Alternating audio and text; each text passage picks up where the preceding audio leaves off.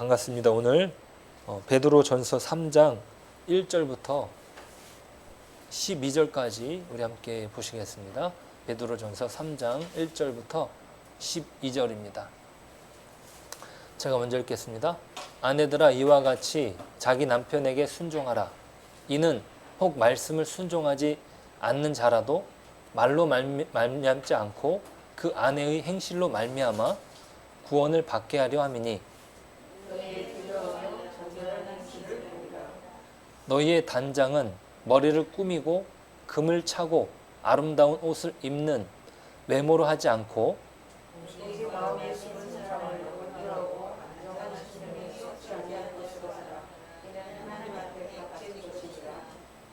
전에 하나님께 소망을 두었던 거룩한 부녀들도 이와 같이 자기 남편에게 순종함으로 자기를 단장하였나니,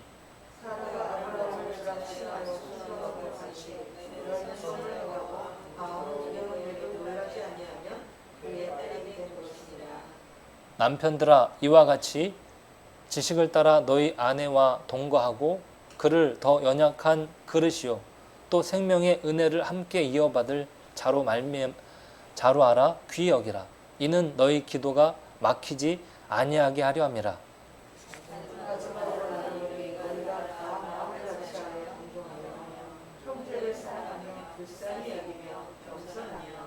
악을 악으로 욕을 욕으로 갚지 말고 도리어 복을 빌라. 이를 위하여 너희가 부르심을 받았으니 이는 복을 이어받게 하려 하심이라. 그러므로 세상을 사랑하고 좋은 날 보기를 원하는 자는 소리를 하여 악한 말을 그치며 그것으로 거짓을 말하지 말고 악에서 떠나 선을 행하고 화평을 구하며 그것을 따르라. 주의 눈은 의인을 향하시고 그의 귀는 의인의 간구에 기울이시되 주의 얼굴은 악행하는 자들을 대하시느니라 하였느니라. 아멘. 네, 반갑습니다. 오늘도 우리가 또 말씀을 듣기 위해 모였는데 귀한 은혜의 시간 되길 소원합니다. 자, 우리가 그리스도인으로 살아가는 데 있어서 당하는 억울함은 혹시 있을까요? 우리가 신앙인이기 때문에 양보할 때가 있습니까? 없습니까? 우리가 신앙인이기 때문에 양보할 때가 있습니다. 우리가 신앙인으로 양보해야 하는 상황이 분명히 있습니다. 그 사람이 나를 신앙인이라고 모른다 해도 그렇죠. 오늘날에도 우리가 그리스도인으로 살아가는 데 있어서 우리의 신앙이 우리의 삶을 주관하는 경우가 있죠. 자, 그러면 기독교가 시작되었던 초대교회에서는 어떠했을까요? 두말할 것 없이 더 양보해야 했을 것입니다. 베드로전서는 이방인 출신의 흩어져 있는 그리스도인들에게 기록한 편지입니다. 그들은 박해를 피해서 여러 곳곳으로 흩어졌지요. 그들의 처지는 나그네 신세라고 말했습니다. 베드로전서는 이 나그네라고 하는 단어를 사용해서 그들의 상황을 드러내죠. 오늘 읽진 않았지만 베드로전서 1장 1절은 이렇게 기록합니다. 같이 한번 읽어볼까요? 베드로전서 1장 1절입니다. 예수 그리스도의 사도 베드로는 본도, 갈라디아, 갑바도기아, 아시아와 비두니아에 흩어진 나그네. 네, 2절까지 한번 읽어보실까요? 2절. 곧 하나님 아버지의 미리 아심을 따라 성령이 거룩하게 하심으로 순종함과 예수 그리스도의 피 뿌림을 얻기 위하여 택하심을 받은 자들에게 편지하노니 은혜와 평강이 너희에게 더욱 많을지어다 라고 기록을 하고 있습니다. 자, 그리스도인들은요, 그리스도의 피 뿌림으로 인하여 거룩하게 되고 하나님의 택하심을 받은 자입니다. 그것은 그들의 구원이 단순히 혈통에 있지 않다라고 말하는 것이죠. 베드로는요, 유대인입니다. 유대인으로서 특별한 의식을 가지고 있었습니다. 하나님의 구원이 그 유대적인 배경에서 비롯되지 않았다라고 하는 것을 분명히 기록하고 있습니다. 그리스도의 피 뿌림으로 말미암는다고 합니다. 특별히 이 사도 베드로가 이렇게 유대인들에게 다가갈 수 있었던 배경은 사도행전 8장 10장에서 기록이 되고 있습니다. 사도행전 10장 9절부터 16절까지 한번 보실까요? 사도행전 10장 9절부터 16절 제가 먼저 읽겠습니다. 이튿날 그들이 길을 가다가 그 성에 가까이 갔을 그때에 베드로가 기도하려고 지붕에 올라가니 그 시각은 제6시더라.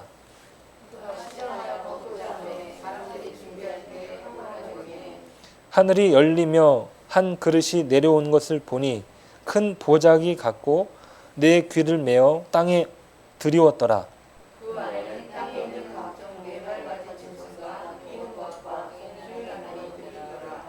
또 소리가 있으되 베드로야 일어나 잡아 먹어라 하거늘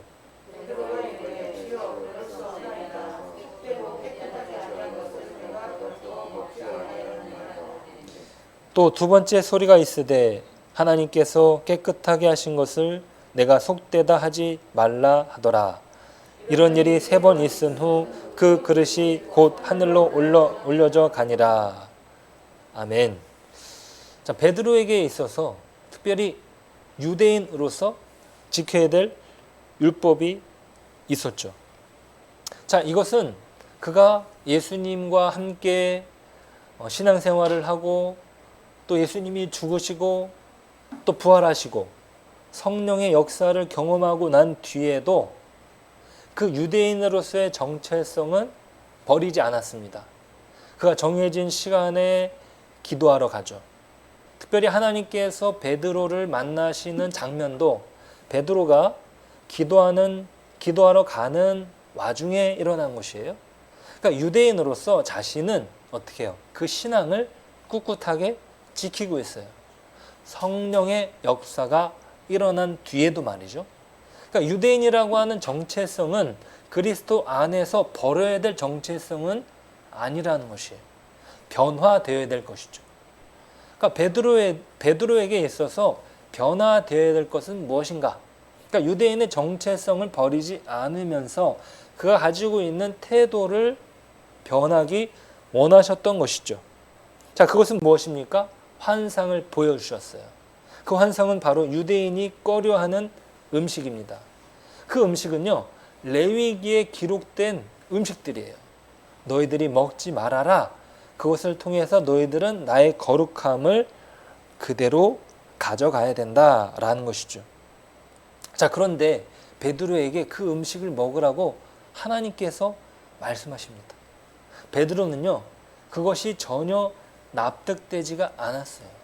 그러니까 몇 번이고 하나님께 어떻게 거부하잖아요. 하나님, 제가 그걸 어떻게 먹겠습니까? 그러자 하나님은 3번이나 말씀하시죠. 내가 깨끗하다고 한 것을 내가 왜 더럽다고 말하느냐라는 것이에요. 자, 진정 우리가 깨끗하게 되는 것은 무엇입니까? 우리가 무엇을 지키는 것으로 깨끗해질 수 있습니까? 우리가 의롭다고 여기는 것들을 내가 행하면서 깨끗해질 수 있습니까? 그렇지 않아요. 오직 예수 그리스도의 피 뿌림으로 말미암는다는 것이죠.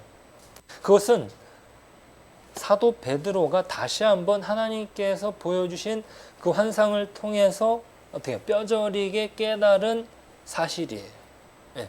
그러니까 그게 하나님이 예수 그리스도의 십자가의 죽으심과 부활 또 성령의 역사를 통해서 보여주시고자 했던 진리입니다. 예. 우리는 어떤 것으로 깨끗해질 수 없어요. 오직 예수 그리스도로 말미암는다는 것이죠. 자, 그렇게 우리는 예수 그리스도로 우리의 신분이 완전히 바뀌게 되는 것이. 그러니까 유대인이 비유대인이 되느냐? 아니, 그런 거 아니에요. 그런 억지스러운 어떤 절차를 밟아서 하나님께서 변화시키지 않습니다. 그리스도 안에서 완전히 달라진 신분이죠. 그 신분은 택하신 족속이요 왕같은 제사장이라고 말하지 않았습니까? 베드로전서 2장 9절을 읽어보실까요? 베드로전서 2장 9절입니다. 함께 읽어보겠습니다. 그러나 너희는 택하신 족속이요 왕같은 제사장들이요 거룩한 나라요 그의 소유가 된 백성이니 이는 너희를 어두운 데서 불러내어 그의 기이한 빛에 들어가게 하신 이의 아름다운 덕을 선포하게 하려 하심이라. 자, 오늘 본문은요, 이 그리스도인으로서의 정체성을 기본 전제로 합니다. 오늘 본문에 기록된 아내라고 하는 정체성 이전에 더 중요한 정체성이라는 것이, 당신은 아내이기 이전에 그리스도인입니다. 자, 그리스도인으로서 가져야 될 어떤 삶의 자세들을 지금 베드로 전서가 기록을 하고 있어요. 3장 1절, 오늘 본문 1절 같이 한번 읽어볼까요? 아내들아 이와 같이 자기 남편에게 순종하라. 이는 혹 말씀을 순종하지 않는 자라도 말로 말미암지 않고 그 아내의 행실로 말미암아 구원을 받게 하려 함이니. 자, 베드로 사도는 아내들에게 남편에게 순종하라고 말하고 있습니다. 자, 이것은요 여느 가르침과 다를 바 없는 내용이죠. 자, 그런데 이 본문 말씀을 잔잔히 살펴본다면 그 가르침의 내용이 사뭇 다르다는 것을 확인할 수 있습니다. 그것은 무엇입니까? 그 남편이 바로 하나님의 말씀을 따르지 않는 자, 말씀을 순종하지 않는 자, 즉 이방 신자예요. 이방 남편이라는 거예요. 그러니까 예수 그리스도를 따르지 않는 남편의 아내에게 이야기하고 있습니다. 그러니까 그리스도인 가정을 전제로 하지 않아요. 이방 사회에서 그리스도인으로, 특별히 이방 남편을 둔 아내가 어떻게 살 것인가요? 자, 그 사회적인 배경을 우리가 안다면 이 내용이 정말 쉽지 않구나라고 하는 것을 알 수 있습니다. 왜냐면요, 그 당시의 배경에서는 아내는 자기 남편의 관습과 종교 의식을 받아들여야 하는 것이에요. 네. 남편이 믿고 있는 그 종교를 그대로 따라가야 한다는 것이죠. 자, 일반 사람들이 보기에 이 기독교인이라고 하는 것은요, 그 자체로 어떤 남편의 이야기를 거역하고 어떻게 해요? 순복하지 않는 행위로 본다는 것이에요. 자, 그런데 베드로 사도는 무엇을 말하고 있습니까? 순종하라고 말하고 있어요. 자, 이것은 단순히 어떤 여자가 눈에 거슬리는 그 남편에게 어떤 행동을 통해서 자기 마음대로 자초한 그 행동으로 인한 어려움이나 고난을 말하지 않는다는 것이. 왜입니까? 베드로 사도는 자기 남편에게 순복하라고 권하고 있기 때문이에요. 네. 그러니까 그 남편에게 순종하라라고 하는 것은 그 남편에게 밉보이거나 아니면 남편의 이야기에 불순종하는 것으로 갖게 되는 그런 고난을 말하는 것이 아니라는 것이. 자, 그러면 그 배경에서 순종하는 것이 어떤 의미냐? 자, 이교도 출신의 남편이 기독교 출신의 여자를 가만히 두겠습니까? 어떻게든 자신이 믿는 이방신을 믿게 하려고 하겠죠. 뭐 그렇지 않은 경우도 있겠지만 그 당시로서는 아마 더 그런 분위기가 있지 않았겠습니까? 하나님을 믿지 못하도록 온갖 고난을 주지 않겠냐는 말이에요. 그 당시에 그리스도인들이 받고 있는 어떤 박해적인 상황에서는 더욱 그렇죠. 우리 전래동화 콩쥐 팥쥐 이야기 아시죠? 예, 계모가 그 팥쥐는 자기 품에 두고 콩쥐는 어떻게 해요? 막 괴롭히잖아요. 네. 그러니까 그런 상황을 그리스도인 아내가 겪고 있다는 것이에요.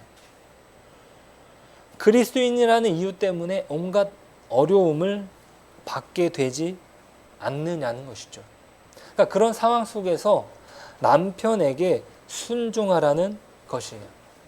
그 순종은 2절에서 언급하는 태도로 감당하는 것입니다. 2절 말씀 같이 한번 읽어보실까요? 2절 말씀. 2절 말씀. 너희의 두려워하며 정결한 행실을 봄이라. 자, 그리스도인 이 여인이 순종을 하는 데 있어서 중요한 원칙은 무엇이냐? 바로 두려워하며 정결한 가운데 하는 것이에요. 자, 여기서 이 여인이 두려워하는 것은 무엇입니까? 바로 믿지 않는 남편이 아니에요. 네. 사람을 두려워하는 것이 아니라 하나님을 향한 태도입니다. 네. 하나님을 향하여 두려워하는 것입니다. 이것을 눈여겨보는 사람이 누구라는 거예요? 믿지 않는 남편이 눈여겨보는 것이에요. 자, 그리스도인 아내와 결혼한 이교도 남편은 비록 자기 아내가 이방 신들을 숭배하는 자리에 참여하지 않더라도 자기 아내의 행실이 두려워하며 정결하다는 것을 알 수 있을 것입니다. 네. 그러니까 이 여인에게서 내가 아무리 이 여인을 내 마음대로 하려고 해도 그 여인에게 있는 어떤 두려움과 정결함이 보여진다는 것입니다. 자, 그런데 그 덕목이 남편을 향하지는 않았다 할지라도 그 유익을 누가 누린다는 것이에요? 그 유익을 오히려 남편이 유익을 누린다는 것이에요. 왜입니까? 그로 인하여 남편이 구원을 받게 되기 때문이에요. 어떻게 이런 순종을 감당할 수 있습니까? 분명 이교도인 남편은 그 여인을 가만히 내버려 두지 않을 텐데 말이죠. 그것은 그녀의 순종이 그리스도를 따랐기 때문이에요. 네. 그러니까 그녀의 순종이 그리스도를 따라서 그 순종을 행했기 때문이에요. 자, 그리스도께서 이 땅에 오셔서 보여주신 순종은 무엇입니까? 온갖 억울함 가운데 그 순종을 행한 것이에요. 자기가 종이 아님에도 불구하고 종의 자리까지 낮아진 것이죠. 마지막 그 베드로의 발을 씻는 장면에서도 우리는 그것을 확인할 수 있습니다. 자신이 발을 닦아주는 그런 위치가 아니에요. 그런데 베드로의 발을 닦아주지 않습니까? 그 베드로에게 무릎을 꿇고 그 발을 씻겨주기 위해서 종의 위치에 가는 것이에요. 그것은 그 베드로와 예수 그리스도의 그 관계를 위한 것이에요. 그 관계의 의미는 무엇입니까? 바로 베드로의 죄를 담당하시기 위해서 그러신 것이죠. 단순히 발을 씻겨주시는 것으로 그친 것이 아니라 베드로의 죄를 위해서 예수님은 십자가에 못 박혀 돌아가십니다. 베드로의 죄를 지기 위해서 십자가의 굴복, 순종하는 본을 보이신 것이에요. 자, 베드로는요, 우리에게 모든 삶의 영역에서 그리스도의 본을 따르라고 말하고 있습니다. 자, 우리가 가지고 있는 그 권리를 유지하는 것에 급급할 필요가 없다는 것이. 그러니까 우리는 이미 그리스도 안에서 왕이요 제사장 된 신분이에요. 자, 그런데 그 신분을 다른 사람에게 누누이 어떻게 해요? 자기 신분을 나는 그리스도 안에서 자유로워. 나는 너가 함부로 대할 그런 사람이 아니야 라고 하면서 그 사람의 박을 이유가 없다는 것이에요. 우리의 권리는 누가 인정해 준다는 것이죠? 바로 하나님이라는 것이죠. 바로 예수 그리스도라는 것이에요. 그분께서 나를 인정해 주시고 그리고 그리스도께서 보이셨던 그 본을 내가 기꺼이 따라가는 것이죠. 그러니까 나는 그 그리스도를 따라가는 위치로 부름을 받았다라는 것을 기억하는 것이에요. 자, 이 순종의 원칙은요, 아내들에게만 이야기되는 것이 아닙니다. 남편에게도 해당되죠. 오늘 본문의 7절입니다. 우리 7절 말씀 같이 한번 읽어볼까요? 7절. 남편들아 이와 같이 지식을 따라 너희 아내와 동거하고 그를 더 연약한 그릇이요 또 생명의 은혜를 함께 이어받을 자로 알아 귀히 여기라. 이는 너희 기도가 막히지 아니하게 함이라. 네, 남편은요 아내와 똑같은 역할은 아니지만 근본적으로 그 태도는 동일하다라는 것이. 네. 바로 그리스도를 위한 다른 사람을 섬기려 애쓰는 그리스도의 종이라는 것입니다.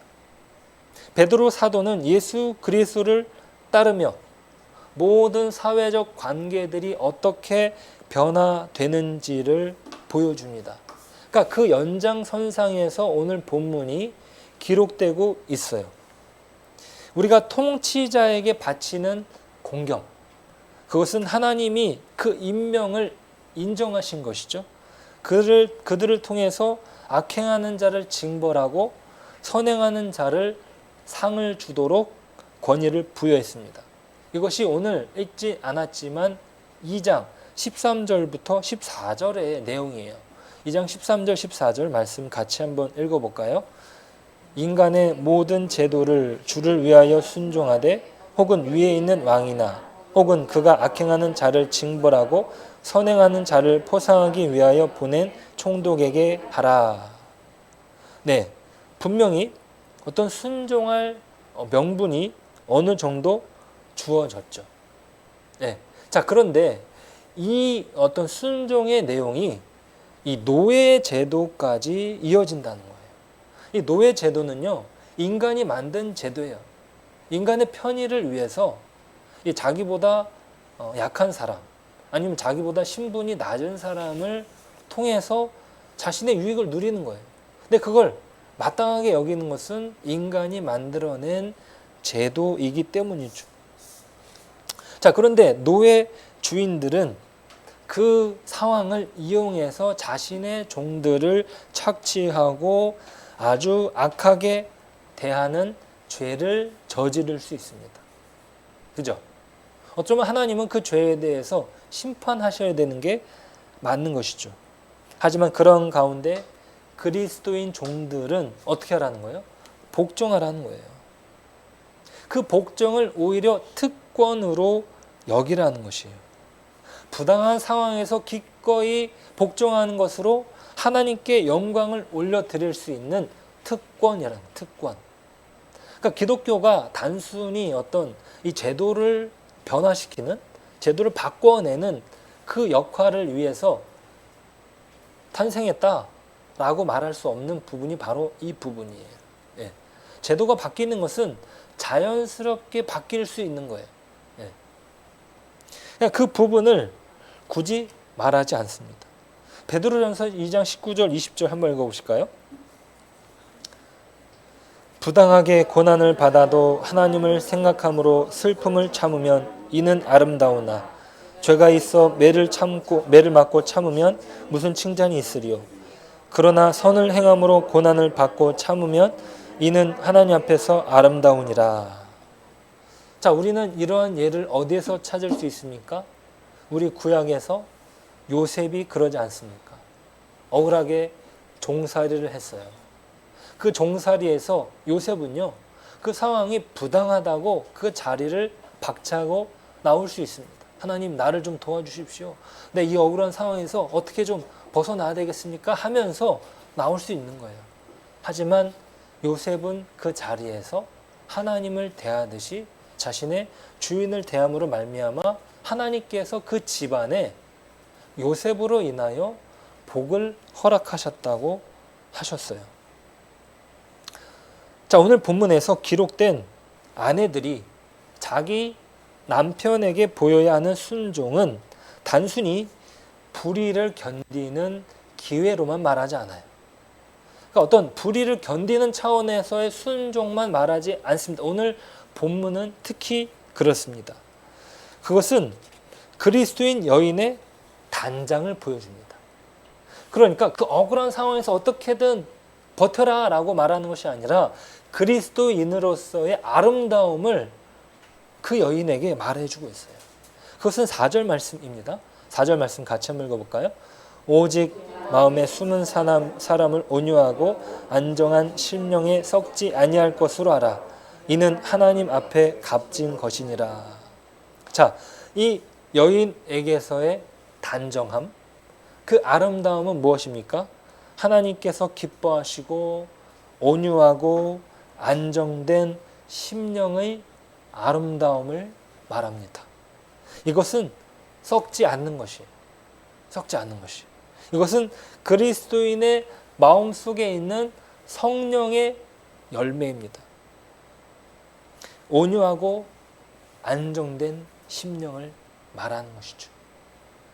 특별히 예수님께서도 자신을 말할 때 이 성품을 이야기하셨어요.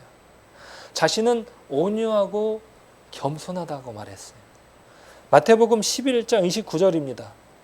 11장 29절 같이 한번 읽어보실까요? 나는 마음이 온유하고 겸손하니 나의 멍에를 메고 내게 배우라. 그리하면 너희 마음이 쉼을 얻으리니. 자, 예수님께서는 겸손하게 나귀를 타고 예루살렘에 입성합니다. 호산나 다윗의 아들이시여 이러면서 사람들이 예수님을 환영하지 않습니까? 예수 영화를 보면은요, 이 장면들이 꼭 등장하게 되는데 그 올리브 나무 가지를 막 흔들면서 예수를 환영하고 있어요. 우리의 왕이시여 어서 옵소서. 그런데 장면이 안 맞는 것이 하나 등장하죠. 바로 예수님이 말을 타고 등장하지 않습니다. 나귀를 타고 등장해요. 이 왕과 나귀는 전혀 미스매칭, 전혀 어울리지 않아요. 하지만 예수님은 그 나귀를 특별히 준비하시죠. 그리스도의 사랑과 겸손을 나타내 보이시는 기회를 바로 그때로 삼으신 거예요. 예수님의 인기가 절정에 오르는 바로 그때 예수님의 겸손과 예수님의 온유함을 보여주시는 것이죠. 그 모습을 누구에게 말해주고 있습니까? 바로 이 여인들에게 말해주고 있어요. 그리스도를 따르면서 발견한 그 온유함이 다른 사람에게도 그 영향을 미치게 하라는 것이. 네. 그 다른 사람은 누구입니까? 넌 크리스찬. 예수 그리스도 인정하지 않는 남편이에요. 저는요, 무엇보다 이 초대 그리스도인들이 가졌던 이 그리스도를 따르려는 성품, 그 마음에서 비롯된 이 성품이 많은 그리스도인들을 만들어낸, 지금 우리가 마음껏 신앙생활을 할 수 있는 배경이 되었다고 생각합니다. 무엇보다 이 초대 그리스도인들은요, 여러 어려운 상황 가운데 직면했습니다. 로마 시대의 박해는 이루 말할 수 없죠. 그리스도인이라는 이유로 잡혀가지고 그 사냥터, 그러니까 그 검투사들이 싸우는 그 광경에서 희생되는 사람들을 그리스도인으로 삼았어요. 그 로마의 대화재가 벌어질 때에도 그 그리스도인들이 지금 불을 질렀다라고 하는 누명을 씌워가지고 수많은 그리스도인들을 잡지 않았습니까? 잡아들이지 않았습니까? 근데 그런 상황 가운데 기독교가 어떻게 꽃을 피웠을까? 저는 그 배경이 오늘 본문이라고 생각합니다. 그것은 바로 기독교의 독특함이죠. 바로 본문에서 말하고 있는 기독인으로서 여인에게 말하고 있는 순종이에요. 자, 이 역설이 우리의 신앙 안에 자리 잡고 있는 거예요. 그리스도인으로서 불순종하고 그 자리를 박차고 나올 수도 있습니다. 왜요? 하나님의 자녀로 자유하기 때문이죠. 나는 이미 자유로운데 너가 나를 억압할 수 있겠냐? 네. 자, 오늘날에도 어떤 권리를 말할 때 그 부분이 바로 그렇지 않습니까? 사람이 사람에게 그렇게 불합리하게 대우한다거나 어떤 그런 불합리한 어떤 것들을 요구해서 되겠느냐? 그것은 맞는 말이에요. 네. 그리고 그것에 의해서 사람들이 들고 일어나는 것은요, 정의예요, 정의. 자, 하나님의 백성으로서 자유하다라고 하는 것은 그 자리를 박차고 나와도 충분한 이유가 되는 것이. 그럼에도 불구하고 그 자유를 그리스도께 헌신하라는 명령에 드리라고 하는 것. 그리고 그리스도의 순종의 본을 받아서 어떻게 해요? 그 자리에서 순종하라는 것이. 그러니까 그것이 넌 크리스찬들에게 아주 매력적인 요소로 다가왔던 것이죠. 야, 이 그리스도인들은 무언가 다르구나. 그 당시에 낙태가 성행했어요. 왜요? 무분별한 남녀 간의 교제로 인해서 그 결혼하지 않은 사람들 사이에서 또 결혼이라고 하는 테두리에서도 다른 사람들과 만나는 것을 쉽게 했습니다. 그러니까 낙태는요, 성행할 수밖에 없는 것이죠.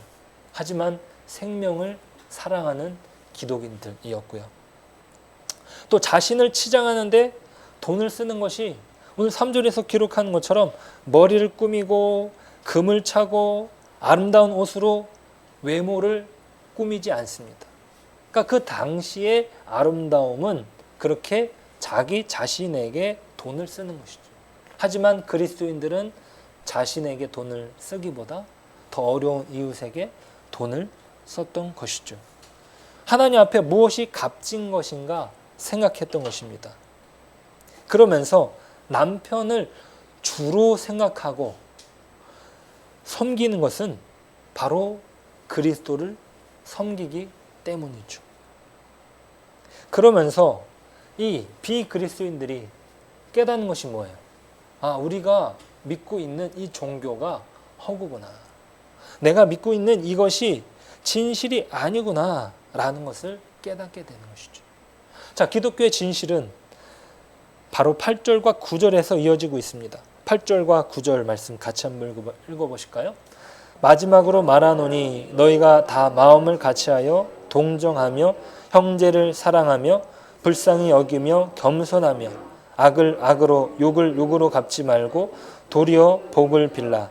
이를 위하여 너희가 부르심을 받았으니 이는 복을 이어받게 하려 하심이라.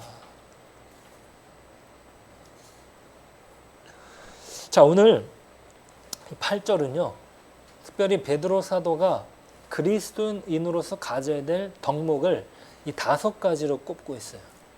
이 5가지 덕목을 이 자리에 모인 저와 여러분이 잘 또 기억하셨으면 좋겠습니다. 이것은요, 이 손가락이 5개인 것처럼 5개를 꼽았는데 8절에 보니까, 자, 따라해 보실까요? 너희가 다 마음을 같이하여. 마음을 같이하는 것, 마음을 같이하는 것, 그 다음에 동정하는 것, 그 다음에 형제를 사랑하는 것, 그 다음에 불쌍히 여기는 것, 그 다음에 겸손한 것이. 그러니까 이 5가지 덕목이 기독교의 핵심이었어요. 그러니까 이것은 그 당시의 어떤 가치관과는 너무 배치가 되는 것이죠. 그러니까 너무 다른 것이에요. 그러니까 기독교인으로서 다름이 바로 그 세상이 가지고 있었던 가치관과 너무나 달랐던 부분인데, 그것은 바로 사람이 가져야 될 중요한 덕목들이었던 것이죠. 그러니까 세상은요, 종교 생활을 하지만 자신들이 원하는 것을 그 종교를 통해서 얻고자 한 거예요. 자신들이 마음대로 하고 싶은 것을 그 종교를 통해서 얻었던 것이죠. 하지만 기독교는 진정 하나님이 원하시는 그 사람으로서의 덕목을 가지고 생활을 했던 것입니다. 이것이 바로 역설이에요. 역설. 예. 그들이 배치했던, 그들이 어떻게 해요? 거부했던 그 기독교의 가치가 인간이 가져야 될 핵심 가치였던 것이죠. 그러면서 결국에 기독교가 변하지 않고 그 주변 문화가 변하게 된 거예요. 예. 그러니까 역전이 일어난 거죠. 예. 그 초대 교회에 놀라운 부흥의 역사, 놀랍게 많은 그리스도인들이 탄생한 역사가 바로 그것에 있다는 것이. 예. 그들이 배척했던 기독교가 실제로는 우리 인간이 살아야 될 핵심 가치를 담고 있었다는 것이죠. 바로 그리스도인들이 그것을 끝까지 붙잡고 갔을 때 어떻게 해요? 오히려 이 종교가 역전되지 않습니까? 로마의 기독교를 국교로 인정하게 됩니다. 물론 그 뒤에 국교로 인정됨으로 말미암아 이 기독교가 어떤 다른 모양으로 바뀌게 된 부분도 있었죠. 하지만 중요한 것은 이 기독교로서의 어떤 핵심 가치, 기독교로서의 어떤 아름다움은 바로 그리스도의 순종을 닮아가는 아름다움이에요. 그리스도가 그 순종하지 않아도 되는 그 상황 가운데 순종의 자리에 들어간 것, 그리스도가 종이 되지 않아도 되는 그 현실 속에 종으로서 그 자리에 있게 된 것, 그것이 바로 우리가 따라야 될 본이었던 것이죠. 세상에서 발견할 수 없는 사랑을 그리스도인들에게서 발견하게 된 것이고, 그것은 오히려 사람들에게 기독교를 다가가게 만든 것이에요. 야, 기독교의 매력이 오히려 여기에 있구나 라고 하는 부분들. 그래서 오늘 본문에 믿지 않는 남편이 아내의 행실로 말미암아 구원을 받게 되는 일이 정말 많았던 것입니다. 예. 그러니까 단순히 베드로 전서의 기록은 끝까지 견뎌라, 그 차원의 문제가 아니에요. 예. 그리스도인으로서의 면모, 그리스도인으로서의 아름다움을 지녀라 라고 하는 것이죠. 어떤 그런 더 적극적인 요소가 지금 그리스도인 아내에게 그 믿지 않는 남편 밑에서 순종할 것을 말해주고 있습니다. 오늘 본문이 깨닫게 해주는 것은 무엇입니까? 우리의 삶의 현실이 어려움 가운데 오히려 그것이 부당할지라도 그리스도를 향한 우리의 사랑을 꺾을 수 없다는 것이, 그게 더 중요한 것이에요. 내가 아내로 있다라고 하는 것, 내가 남편으로 있다라고 하는 것, 그것보다 더 중요한 정체성은 무엇이에요? 바로 그리스도인이라고 하는 것이죠. 그 사람이 종이어도 마찬가지입니다. 그 사람이 지도자이어도 마찬가지입니다. 그 사람이 종을 두고 있는 주인이어도 마찬가지입니다. 더 근원적인 정체성은 무엇이라는 거예요? 바로 그리스도인이라는 것이죠. 우리가 세상 속에서 살아가는 것은 여러 다른 역할을 감당하는 사회의 한 구성원으로 살아가지만 하나님께서는 우리를 구원하셔서 세상의 빛으로 부르셨다라는 것이. 내가 사회에서 중요한 역할을 하는 것은 맞아요. 내가 그 일을 통해서 먹고 살아가죠.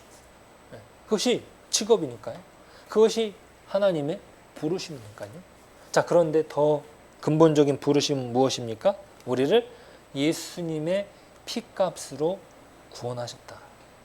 우리를 세상 속의 빛과 소금으로 인도하셨다라는 것이. 우리가 죄 가운데 헤매고 있을 때에도 우리를 구원해 내시지 않았습니까? 그분께서 몸소 보이신 희생, 그것을 우리가 따라가는 것이죠. 그것으로 말미암아 세상을 이해할 수 없지만 세상의 질서가 아니라 하나님께서 마련하신 새로운 질서로 우리가 변하고 결국에 세상도 변하게 될 것입니다. 그것으로 인하여 오히려 세상이 변했던 그것을 우리는 역사 속에서 발견하지 않습니까? 네. 오늘 우리의 신실한 순종을 통해서 세상을 변화시키는 빛으로 소금으로 살아가는 저와 여러분 되시길 축복합니다. 함께 기도하겠습니다.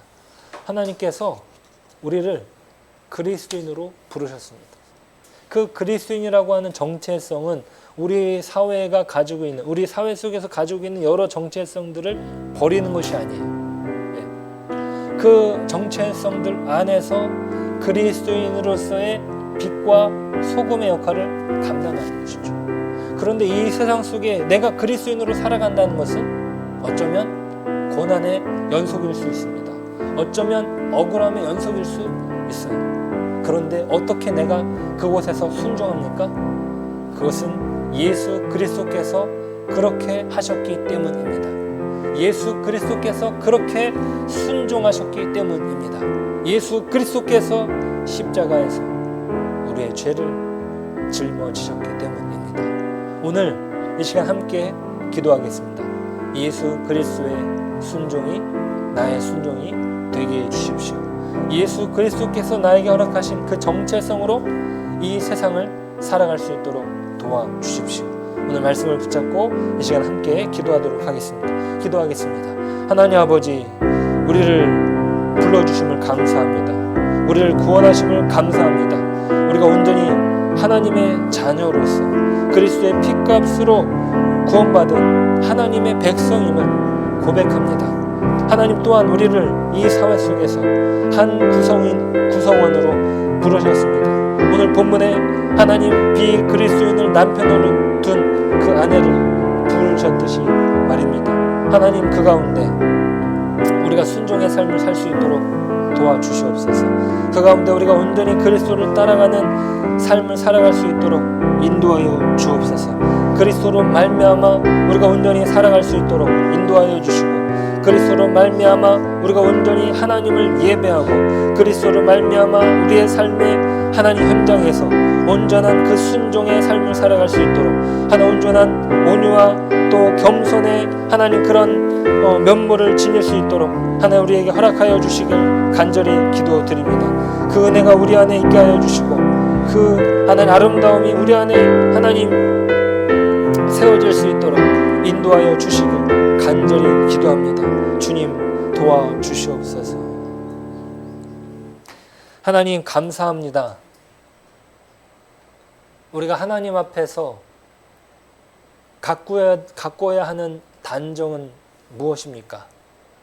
온갖 비싼 치장물들로 우리를 가꾸는 것이 아니라 하나님이 기뻐하시는 숨은 사람 속에 있는 온유하고 안정한 심령에 썩지 아니할 것으로 해야 될 줄 믿습니다.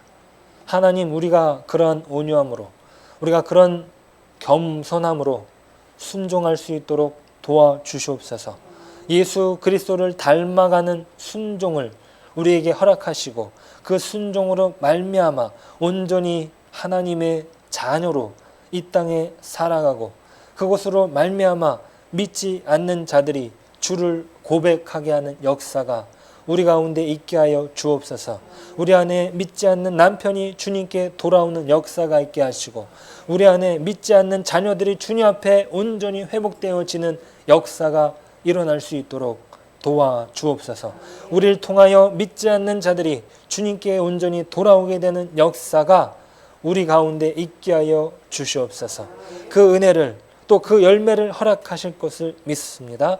우리의 삶에 그러한 복음의 열매가 맺어질 수 있도록 도와주시옵소서. 예수님의 이름으로 기도드립니다.